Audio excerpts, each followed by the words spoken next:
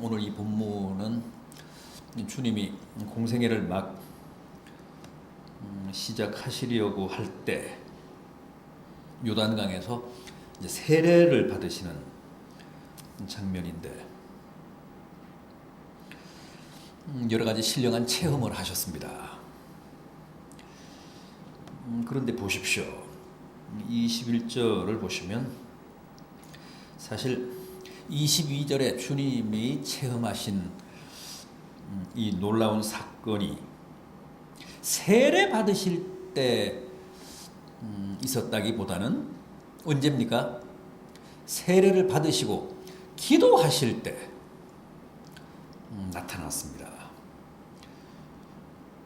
세례를 받을새 예수도 세례를 받으시고 기도하실 때 신령한 체험을 하셨다는 겁니다. 구체적으로 한번 보겠습니다. 우리가 30일부터 한 주간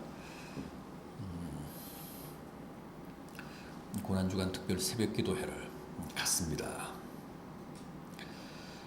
우리도 오늘 본문의 이 주님의 신령한 체험과 같은 그런 놀라운 체험을 하게 되기를 바라는 마음으로 주님이 세례 받으시고 기도하실 때 과연 어떤 체험을 하셨는지 한번 확인해 보겠습니다.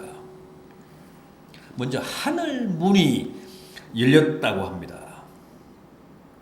21절 하반절 기도하실 때에 하늘이 열리며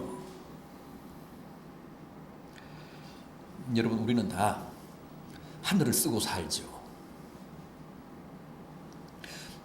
여러분들 머리 위에 하늘은 어떻습니까? 열렸습니까? 닫혔습니까?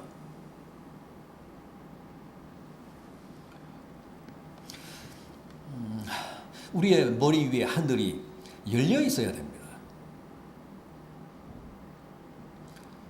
우리가 가슴이 답답한 이유는 우리 머리 위에 하늘이 닫혀 있어서 그렇습니다. 우리가 쓰고 사는 하늘이 열려 있으면 가슴이 툭 터집니다. 다시 말해서 하나님과의 소통이 가능하다는 뜻입니다. 하늘이 열려 있어야 기도하면 즉각 우리의 기도가 하늘에 상달됩니다. 하늘이 닫혀 있으면 기도해도 하늘에 상달되지 않기 때문에 답답합니다. 갑갑합니다. 하늘이 열려 있으면 하늘 보고의 그 아름다운 보물들이 다 내 것이 됩니다. 우리의 것이 됩니다. 하늘이 닫혀 있으면 하늘의 보고에 하늘의 보물 창고에 아무리 값진 게 뭐 태산처럼 쌓여 있다고 해도 우리와는 아무런 상관이 없습니다. 하늘 문이 활짝 열리고 내 기도가 다 하나님 앞에 상달이 되고 또 기도를 통해 내가 하나님과의 원활한 교감이 가능할 때 하늘 보고에 값지고 아름다운 것들이 다 내 것이 되는 겁니다. 꼭 기억하십시오. 모든 사람의 머리 위에는 다 하늘이 있는데 어떤 사람의 하늘은 활짝 열려 있고 어떤 사람의 하늘은 닫혀 있습니다. 우리 믿는 사람들은 쓰고 사는 하늘이 항상 열려 있어야 합니다. 그런데 그 하늘 문은 어떻게 연다고요? 기도로 연다는 거예요. 기도하실 때 하늘 문이 열렸다고 했습니다. 기도하면 하늘 문이 열립니다.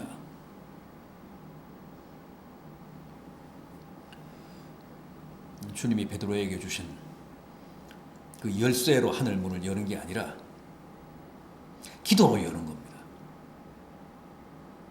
기도하면 우리도 반드시 우리가 쓰고 사는 하늘을 활짝 열 수 있습니다.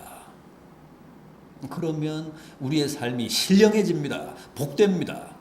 우리의 기도가 다 상달되고 응답됩니다. 하늘에 신령한 것이 다 내 것이 됩니다.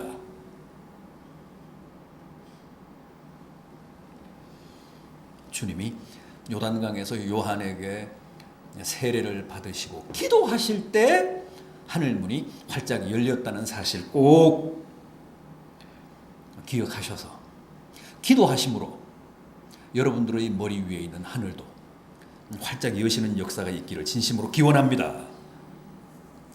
다음, 세례 받으시고 기도하실 때 성령이 강림하셨다고 했습니다. 성령이 비둘기와 같은 형체로 강림하셨다고 했습니다. 확실하게 강림하셨다는 뜻입니다. 입체적으로, 역동적으로 강림하셨다는 뜻입니다.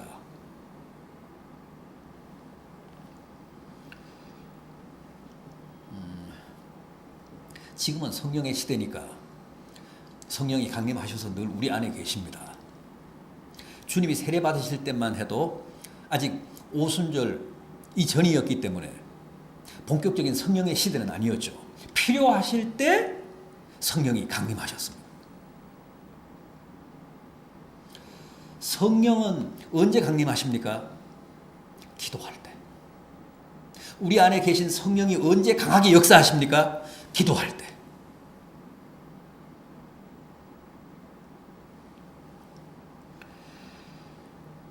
기도하면 성령이 강림하시고 또 기도하면 우리 안에 계신 성령께서 가장 역동적으로 사역하십니다. 우리에게 강력하게 필요한 은혜를 베푸십니다. 오순절 성령 강림 사건도 보십시오. 120명의 성도들이 마가 요한의 어머니의 다락방에서 합심하여 기도할 때 불같이 강림했다고 했습니다. 그게 오순절 성령 강림 사건입니다.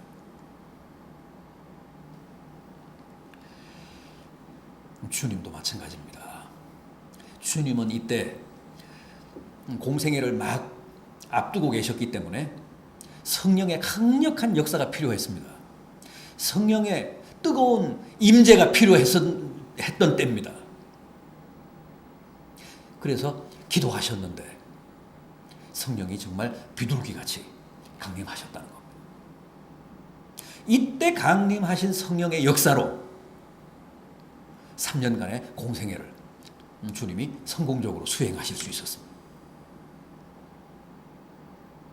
이때 강림하신 성령이 강력하게 주님을 광야로 이끄셔서 40주야를 금식하시며 기도하셨다고 했잖아요.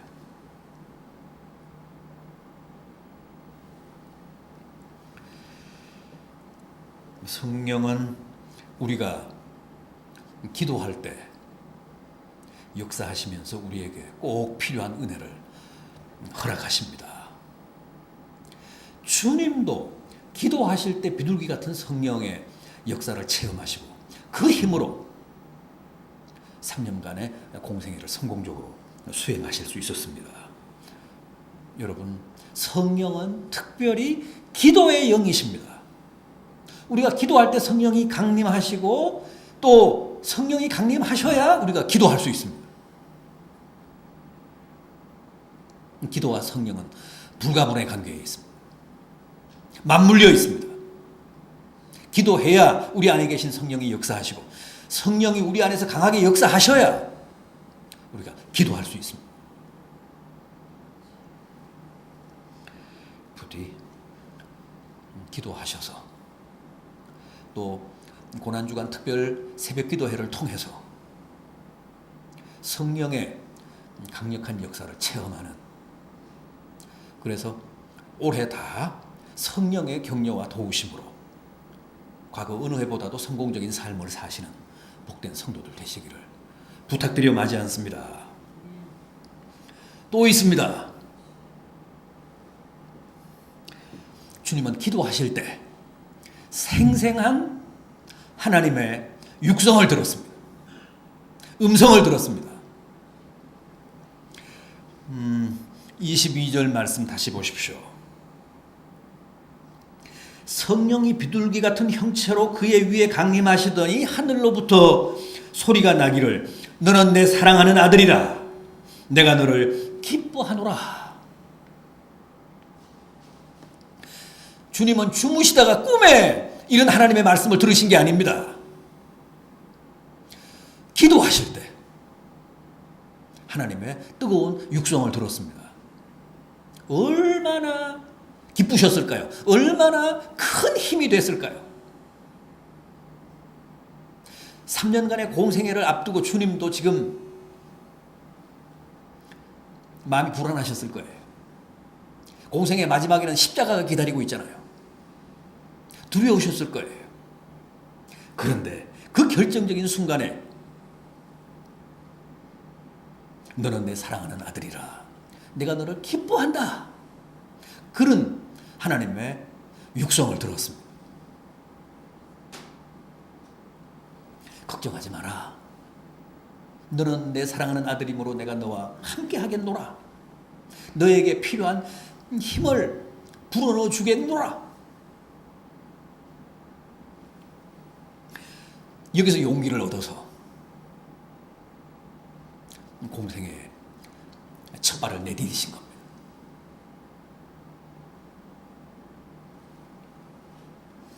여러분, 우리도 기도할 때 하나님의 음성을 듣습니다. 기도할 때 하나님이 내 마음속에 역사하십니다. 여러분들도 아마 다 그런 체험이 있으실 거예요. 기도하실 때 하나님이 내게 격려의 말씀을 주시고 또 성경 말씀도 생각나게 하시고 내가 해야 될 과제도 깨닫게 하시고 내가 풀지 못했던 문제를 풀 수 있는 해법도 주시고 다 그게 기도할 때 이루어집니다. 왜 그럴까요? 기도할 때 내 영성이 가장 투명하거든. 기도할 때 내 영적인 주파수가 하나님과 맞거든요.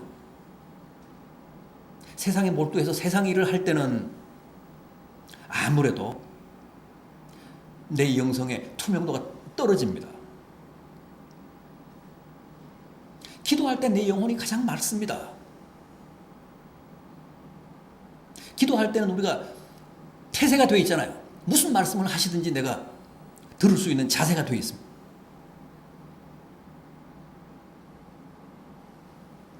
그래서 항상 기도할 때 말씀하십니다. 기도할 때 나로 하여금 깨닫게 하십니다. 기도할 때 나로 하여금 결단하게 하십니다. 하나님은 내가 기도할 때 가장 많이 역사하시고 크게 역사하시고 필요하시면 음성도 들려주시고 말씀도 깨닫게 하신다는 사실 꼭 잊지 마시기를 바랍니다. 그러니까 우리가 기도할 때는 정말 정신 차리고 기도해야 되고 기도할 때는 많은 기대를 가지고 기도에 임해야 돼요. 오늘은 무슨 말씀을 하실까? 어떤 깨달음을 주실까? 어떤 말씀이 생각나게 하실까? 어떤 계시를 내게 주실까?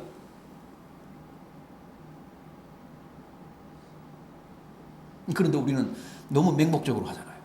아무런 기대가 없잖아요.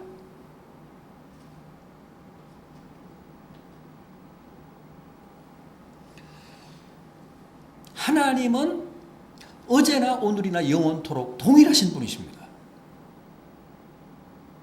주님이 세례받고 기도하실 때 이렇게 말씀하신 아버지는 이 시대 우리들에게도 말씀하십니다.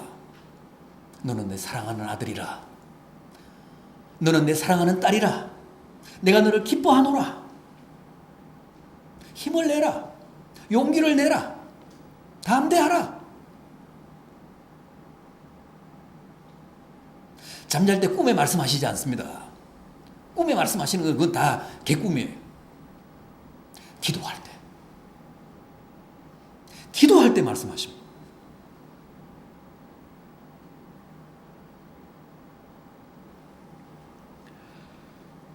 부디 기도하실 때 세미한 주님의 음성을 들으시고 주님처럼 용기를 내시고 큰 힘을 얻게 되시기를 바람하지 않습니다. 공생애를 막 시작하려는 그 시점에 주님의 이런 하나님의 이런 생생한 육성을 들었기 때문에 주님이 큰 용기를 가지고 공생애에 투신하실 수 있었습니다.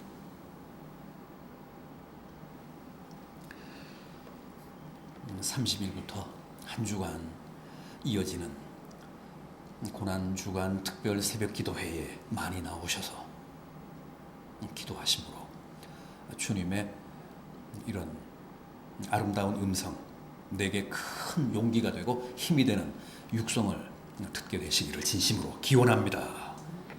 기도하시겠습니다.